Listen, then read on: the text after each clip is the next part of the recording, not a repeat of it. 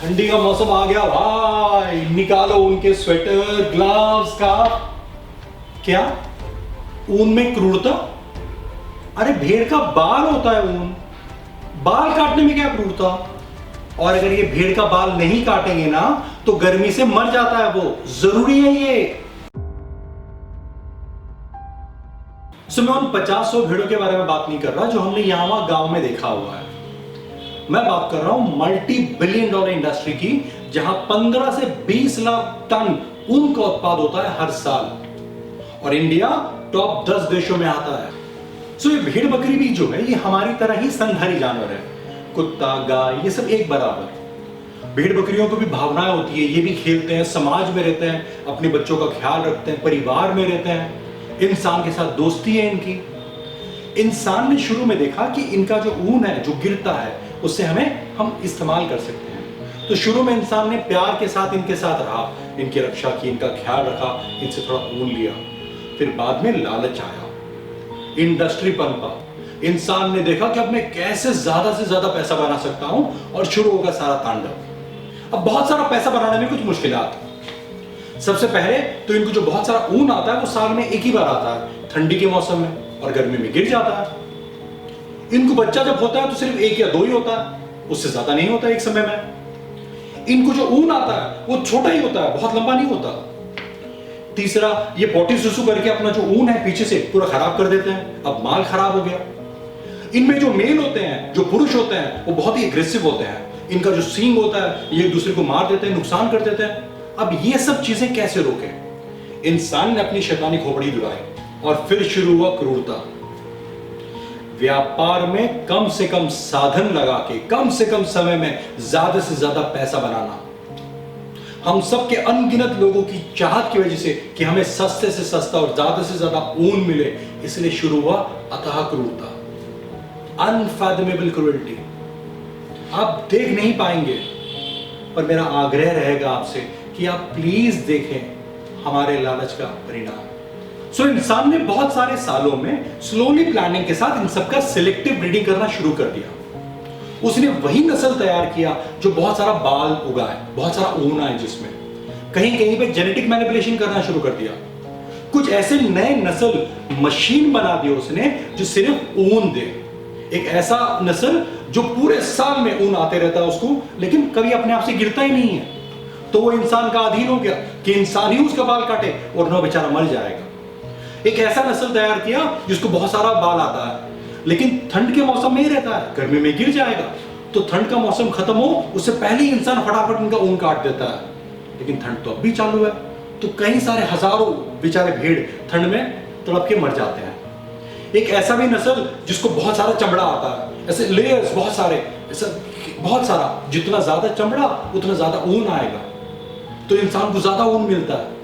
लेकिन इनके ये सारे फोल्ड में दुनिया भर के पसीना, बैक्टीरिया, जीव जंतु अटक जाते हैं। ये भी बेचारे तड़प तड़प के मरते हैं बीमारियों से। बहुत सारा जल्द पैसा बनाने के रास्ते में मुश्किलात बताए थे मैंने आपको। तो ये इंडस्ट्री उसको कैसे सॉल्व करता है? अरे बहुत आसान है।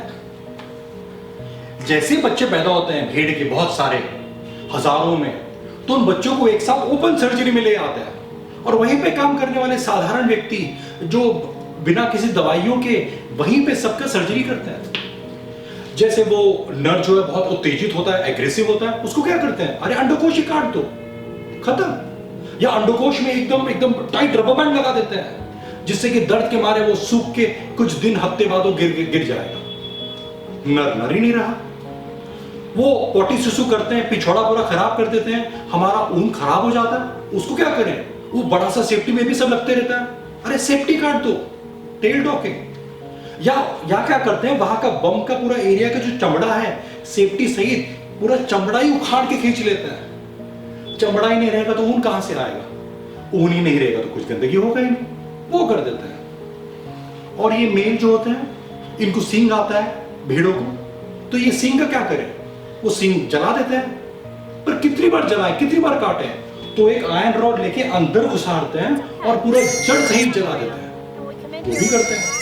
आजकल जितना भी बच्चा पैदा होते हैं उसमें से 20% जो भेड़ों का बच्चा पैदा होता है वो ट्रिपलेट्स होते हैं, 3 बच्चे।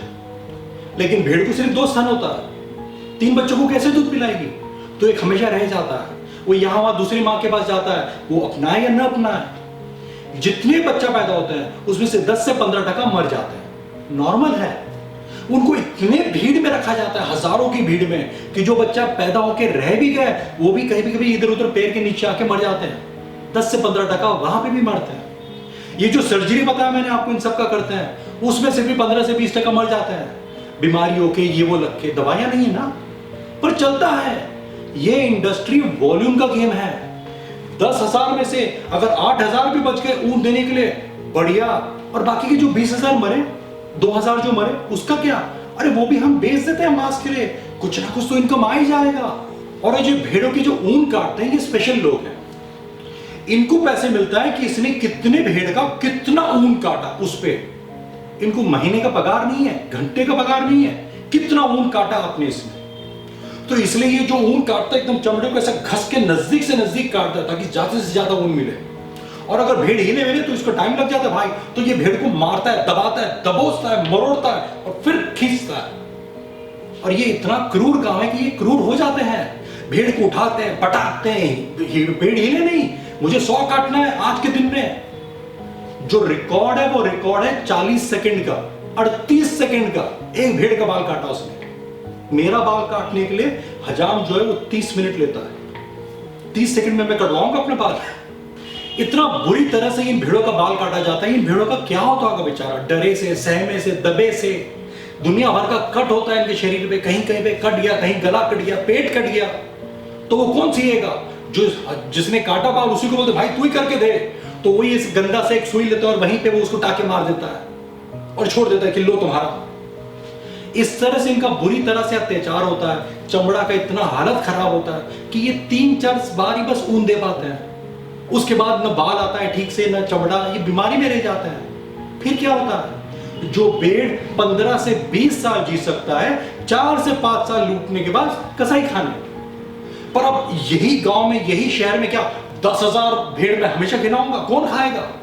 तो उसको एक्सपोर्ट करते हैं। एक ही शिप में 20-20 हजार, 10-10 हजार भेड़ों को ठूस के भेजते हैं। और ये लंबा सफर इनका बेचारों का। जो भेड़ बेचारी प्रेग्नेंट है वो वहीं बच्चा देती है, बच्चा भी मर जाता है, वो भी मर जाती है। इनको बुरी तरह से ले जाता है और जहां पे भी लेके जाता है बुरी तरह से मारता है। इनकी जिंदगी बस दर्दनाक ही होती है, सिर्फ आपके और मेरे ऊन की चाहत की वजह से। और सिर्फ ऊन ही नहीं, इंसान अपने पहनावे में कई सारे जानवरों को इस्तेमाल करता है।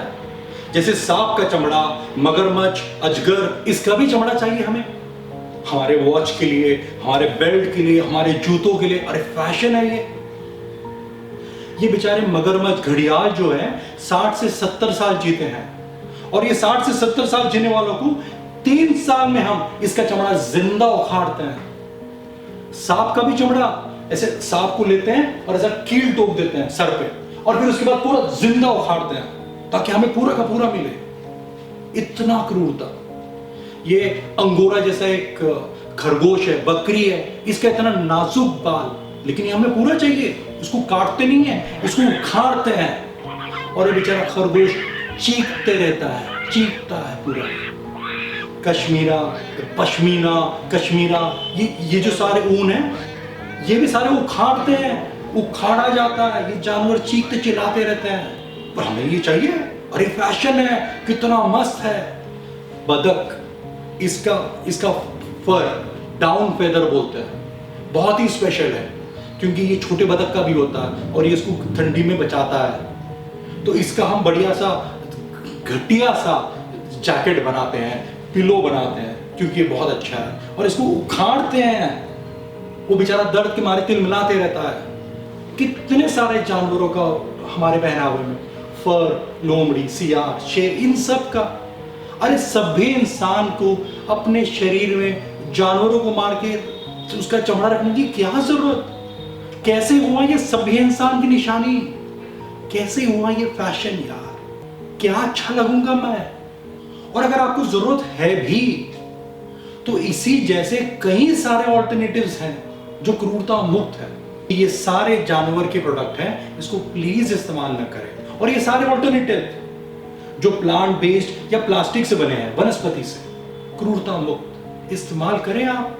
और वैसे भी जब हम कृत्रिम रूप से इन करोड़ों की तादाद में जानवरों को दुनिया भर में उगाते हैं, हमारे ये ऊन के लिए, लेदर के लिए, फर के लिए, इन सब के लिए जब हम उगाते हैं तो ये सब बहुत सारा संसाधन इस्तेमाल करते हैं। जैसे बहुत सारा पानी लग जाता है, अनाज लग जाता है, बिजली लग जाता है, जमीन लग जाता है।